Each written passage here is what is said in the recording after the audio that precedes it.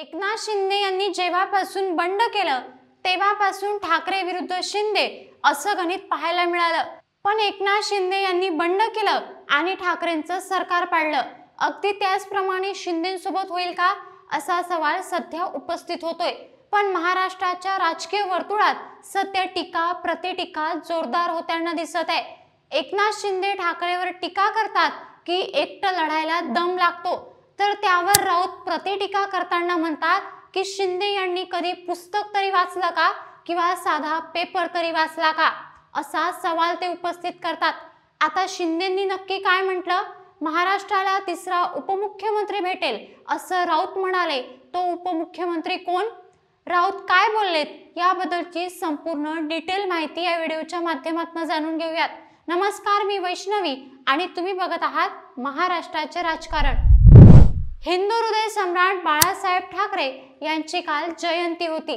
त्या निमित्ताने मुंबईत काल 2 मेळावे झाले। वांद्रे कुर्ला संकुलात एकनाथ शिंदे यांच्या शिवसेनेचा मेळावा झाला। त्यामध्ये शिंदेंनी ठाकरेवर कडाडून टीका केली होती, कारण काल मुंबईत झालेल्या मेळाव्यात उद्धव ठाकरे यांनी आगामी महापालिका निवडणुका एकट्यानं लढवण्याचा संकेत दिला आणि त्यानंतर शिंदे यांनी त्यांच्यावर टीकास्त्र सोडलं।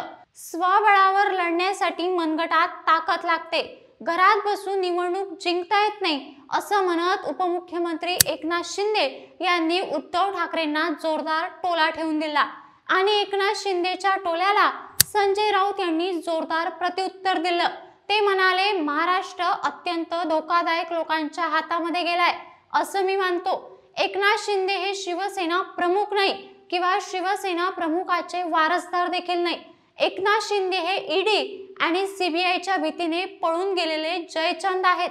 आपली कातडी वाचवण्यासाठी ज्यांनी देशाच्या आणि महाराष्ट्राच्या शत्रूला मदत करायचं ठरवलं, तुमच्याकडे भ्रष्ट मार्गाने मिळवलेला अमाप पैसा आहे।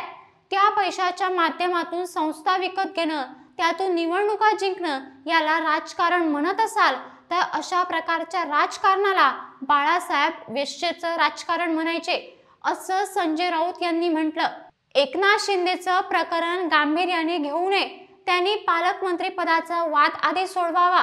काल मुख्यमंत्री होते, स्वतः ते आता उपमुख्यमंत्री आहे आणि आता तेही राहणार नाही।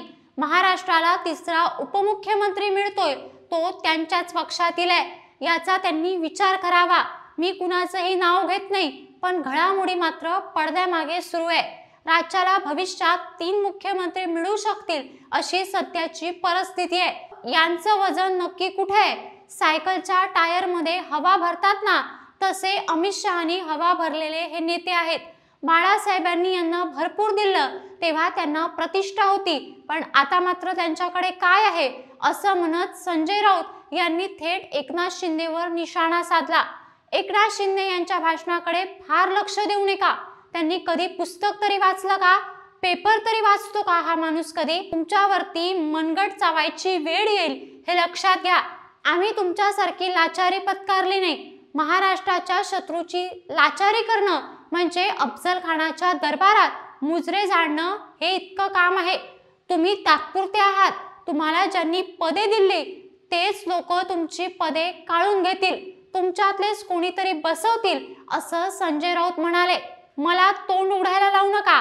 कोण जात आहेत, कोण राहत आहेत, माझ्याकडे जी माहिती आहे ती त्यांच्याकडेही नसेल। आमच्याकडचा गाळ गेलेला आहे, जे राहिलेत ते राहणारच आहेत। अनेक संकट वादळे झेलून ते पक्षाबरोबर आहे। शिंदेंनी नवीन विचारधारा आणली आहे, पैसा फेको तमाशा देखो। बाळासाहेबांचा हा विचार नाही असंही मत संजय राऊत यांनी व्यक्त केलं। याच दरम्यान भाजपचे नेते चंद्रशेखर बावनकुळे यांनी नुकतीच शिवसेनेचे नेता आमदार आदित्य ठाकरेवरही जोरदार टीका केली होती। आदित्य ठाकरे हे बालिश आहे, त्यांना राजकारणाचा मूळ गाभा समजलेलाच नाही असे बावनकुळे म्हणाले होते। त्यांच्या या विधानासंबंधी बोलताना राऊत यांनी त्यांना चोख शब्दात प्रत्युत्तर दिलं। हे बावनकुळे तेच गृहस्थ आहेत ना ज्यांनी 600 कोटींचा भूखंड 1 रुपयाला घेतला आणि महाराष्ट्र लुटला? हे तेच ना?